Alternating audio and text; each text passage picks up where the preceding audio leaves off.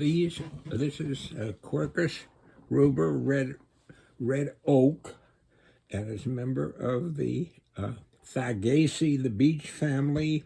It's very closely related to the birches, the Betulaceae, and they're in the same order, Fagales. And they are, again, both monoecious trees, deciduous trees, and they and here again we have what we have to look at because of the situation of my frozen stuff is not the greatest. But basically, here's a fairly good example of what a male or a staminate inflorescence looks like. It's a catkin again, but there are no scales.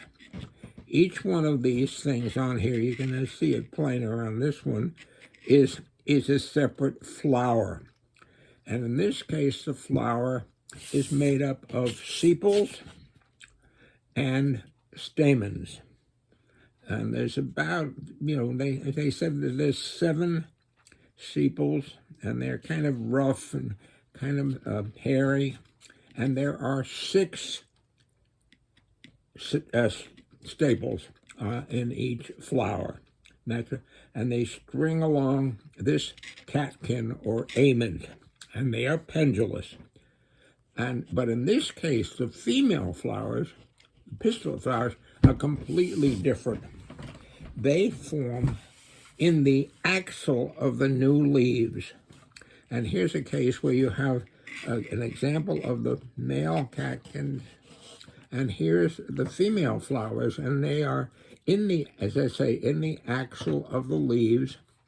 And these flowers are basically nothing much more than a pistil with 3 stylomes, which is generally kind of reddish. And very often they sit in a kind of a cup, an involucre, and usually there's about 3 flowers in this cluster here, in each one of these. So you can see that quite plainly there. There's nothing there, but I think in this one, yeah, you can sort of see there's one there. And over here, you can also see these. Now, if you remember here, let's see, yeah, there's one in there. There's a female flower. Can you see it? Am I blocking it? Okay, the female flower is right in that axil of the leaf there, right in there.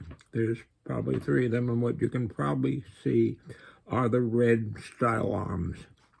And if you remember, see, this bud is actually a twig bud, or a branch, or I've knocked it off. That's going to be branches or leaves.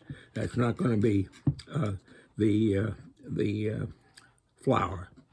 And you know that what the fruit of the oak is an acorn.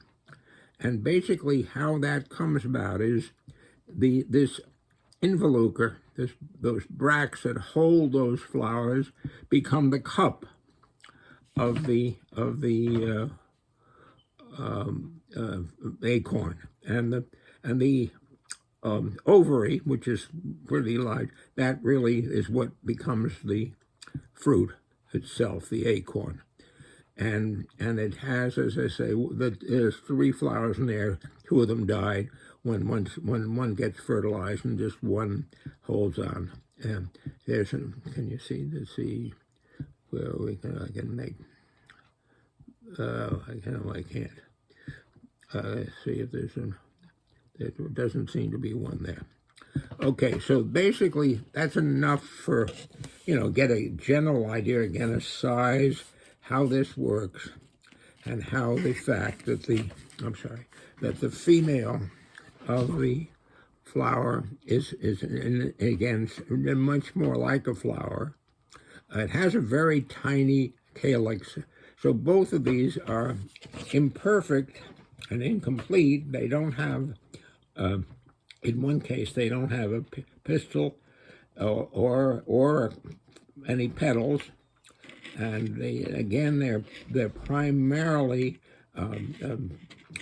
they are wind pollinated. So these create the pollen which flies around and catches on the stigmas on the top of these little flowers in the axils of the leaves, and that's what makes an oak tree. And that's, well, the oak family, which is Fagaceae. Actually, it's the beech family. Beech trees are in that too.